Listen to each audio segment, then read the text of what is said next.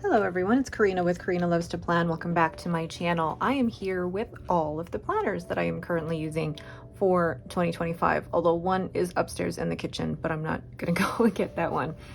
Basically, I wanted to give you a little bit of an update as to how this is all going. I know I've seen a lot of videos from other planner friends who are, I guess, I don't want to say struggling, but you know, their planner lineup or what they wanted to use isn't turning out the way that they wanted to, and that's absolutely okay. I love that these conversations are happening because I don't want anyone to feel like that everything has to be decided and perfected in the month of January.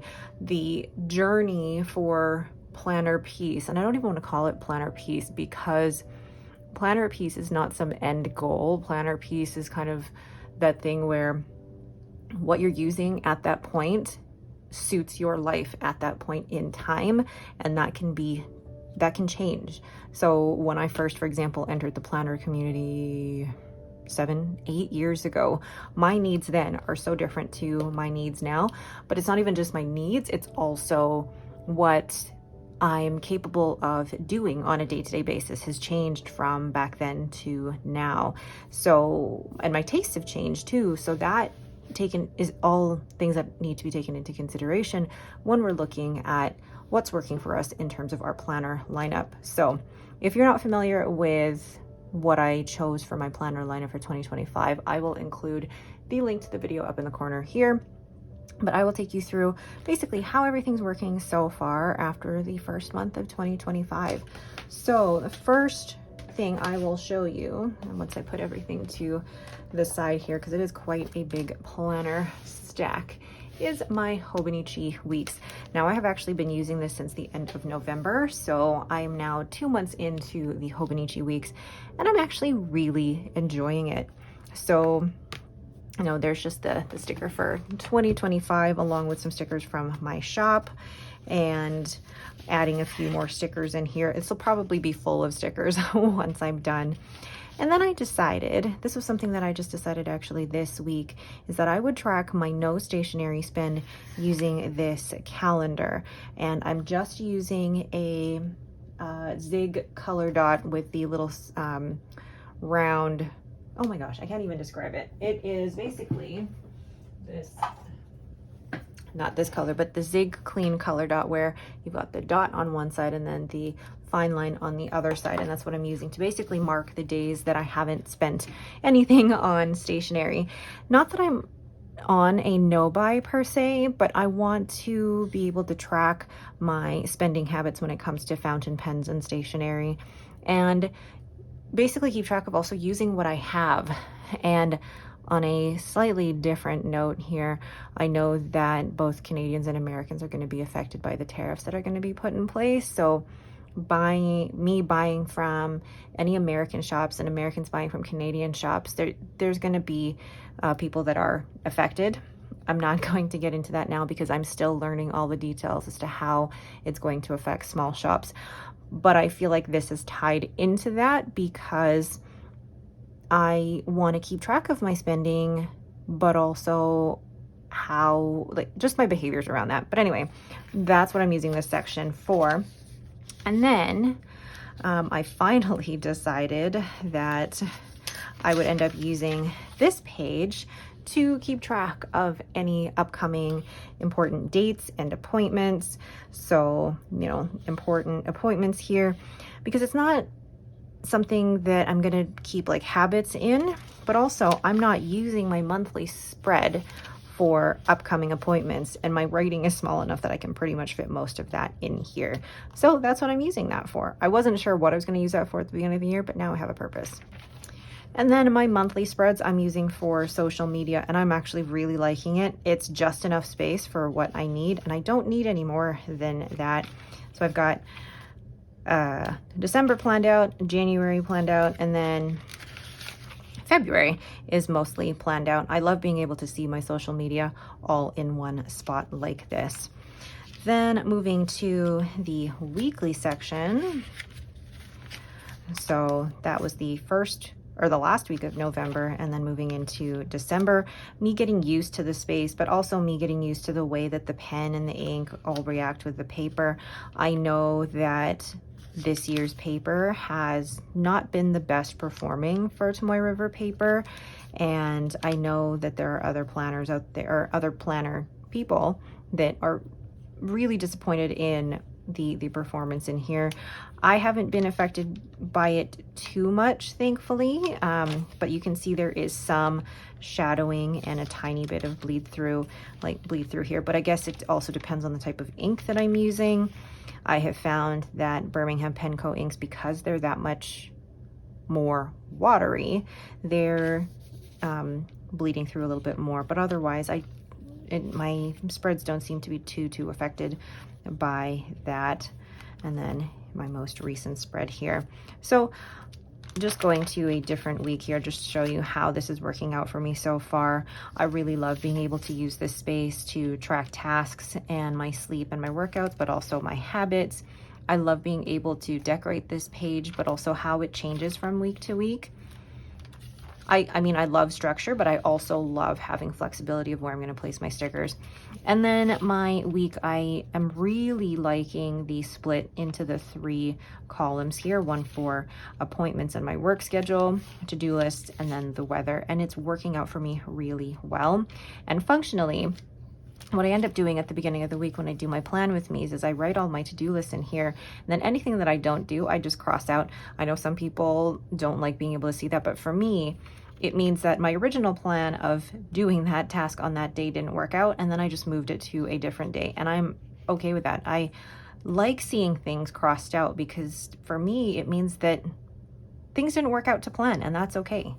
That's absolutely okay. I actually like the look of a bit of messiness in the planner because it just means life is doing its thing. So here we go. Like this Saturday was crazy. Saturday was crazy trying to get a whole bunch of stuff done, but I like being able to look back on that and seeing that. So that is my weekly spread in there. And then going to the notes pages in the back, I did a whole video of how I set this up, but I'm using the back to basically, it's 1 page per week and keeping track of like 3 or 4 highlights or things that stand out from each day. Some weeks will take 2 pages, like the week of Christmas, but otherwise I really like just writing little tidbits from each day and then being able to look back on that. All right, so that is my Hobonichi weeks, and I am really enjoying this. It's very functional for me, but I'm also getting a chance to play with stickers. I love playing with stickers, and it's just fun. I really like this so far. The paper quality isn't bugging me too much. I'm getting ink stains all over here, but I'm just having a great time with this. So that is my everyday planner. Next, these 3 are basically my journals. So we have here my gratitude journal. This is my passport notebook from Planner Monkey Co. And the way I'm using it is I'm working through my stash of stickers and trying to use maybe 2 or 3 stickers every day. But this is where I'm writing what I'm grateful for each day.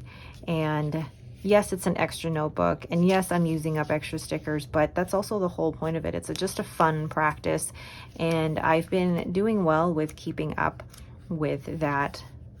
So really enjoying my gratitude journal.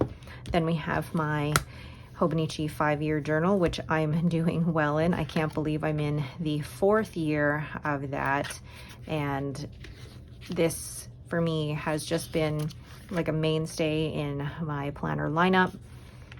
I love being able to see all the pens and inks that I've used in the previous years, but also looking back on the previous years for me is just part of the fun of this particular journal. So that is my 5-year journal. I'm on the 4th year, so next year I have to figure out what I'm doing with this space and seeing if there's a way that I can still keep track of the weather and a gratitude without doing a whole bunch of whiteout. All right, and then this here is my Planner Monkey Co. notebook that I have turned into a multi-year journal. So I'll show you what my monthly spread looks like in here. So there'll be 1 page for well, 4 pages per month and then 1 pages for each year. I'm keeping track of my currently inked, books read, and new movies watched. Whether or not I keep up with that, I'm not sure. Then I will show you if there's a page here. If you can see here, just how I filled up the first quarter of that. I'll show you what February looks like because I've set up the first week of February here. So basically I have stickers. These date stickers are from Sterling Ink, and then these are ones that I've created myself because I just wanted the day of the week and the year. And then I do a very little bit of decoration and then just do some writing. But then I also add in the weather and one thing that I am grateful for. So far, I'm really enjoying the multi-year journal. I did have a day, or I guess a morning, well, no, 24 hours where I was really unsure about the paper quality and whether the bleed through and all of that would bug me, but I did a test. Thank you, Katie, for recommending that I gather data. And you know what? I'm not actually too bothered. Once I write over the previous year, it all just kind of blends together, and I really like that. But so far, I'm in the second month of this, and I'm really enjoying this practice. This is just enough space for me to journal, and it doesn't take me more than maybe 10-15 minutes to do that. But I also prep all of those pages at the beginning of the week so that I don't have to worry about decorating them throughout the week. And then the stickers in here match the stickers that I've used in the gratitude journal, but they also match the stickers that I've used for the week in my Hobonichi week. So everything matches. And I'm really enjoying it so far. Really enjoying it. Okay, that is my Planner Monkey Co. multi-year journal. The last two here are my, I guess, pen and ink journals, or these are more the fun ones. These are ones that I don't necessarily fill out every day. So I have here a Hobonichi A6 Hone. This is from 2024 because the dates actually don't matter in here too much. I'm not using it as a planner, nor am I using it as a journal. I'm more using it to play around with my pens and inks. So I wanted a dedicated place to compare all of the paper types, do my Zentangles, and it's a way for me to dedicate like 2 pages per ink, or 2 days per ink, pen and ink combination. And so far I'm really liking it, but I'm also looking forward to how beautiful this is going to look once it's all filled in. I'm just so excited. And ooh, I just realized there's a lot of grid pages. Well, a lot, but a few grid pages back here to go into if I run out. But it's just fun to play with pens and inks in a dedicated notebook, and I'm excited to look back on these and see, you know, at the end of the year what that looks like. Okay, don't move. And then this is my pen and ink journal for 2025, where I'm keeping track of what I started the year with in terms of pens and inks. I'm keeping track of my currently inked in here. Let's move this over so you can actually see. Keeping track of my currently inked. This is just a Hobonichi A5 notebook with a Tomoe River paper. Keeping track of pens that I've acquired, inks that I've acquired, ink explorations. So it's just a fun place to keep track of what I'm acquiring, what I'm using. And the difference between this versus this is actually a chronological record of what I'm acquiring, using, letting go of, exploring. And this is more just a fun, let's play around with the pens and inks. And I feel like the two combined really let me explore the pen and ink combinations that I have every month. So how are we doing here? I have my pen and ink journals, my Hobonichi Weeks as my everyday planner, and then my actual journals. So the only thing that's missing here is the A6 Weekly. It's currently in my kitchen and I keep that there, and that's for the family to write in any appointments and dates. It's not one that I keep actually here in my office. All of these stay here in my office unless I actually go out. This one goes into my wallet and comes out and about with me. And then the other A6 Weekly just stays in my kitchen. But that is my planner update so far, and I'm actually really enjoying everything. I'm enjoying the process. I did have a moment where I wondered if I was doing the right thing, and I was even tempted to buy a new notebook to transfer everything over. But I'm actually really, I'm in a good place with my planner lineup. Nothing seems too overwhelming to complete. I feel like I have enough time to be able to journal, to be able to do my pen and ink. And I say maybe I feel like I have enough time, but I'm also exhausted. So maybe my idea, or me gauging how I feel about the process, can be a little bit skewed. But anyway, let me know your thoughts below. How are you feeling about your pen and ink, no, not pen and ink lineup, your journal planner lineup for 2025? Do you want to change what you're doing already? And if so, that's absolutely okay. I'd love to hear more. Or are you absolutely happy with where you're at? Please let me know down in the comments below. All right, that is it for me. Thank you all so much for watching. If you have any questions, please leave them in the comments below. Thank you all, and have yourselves a great day.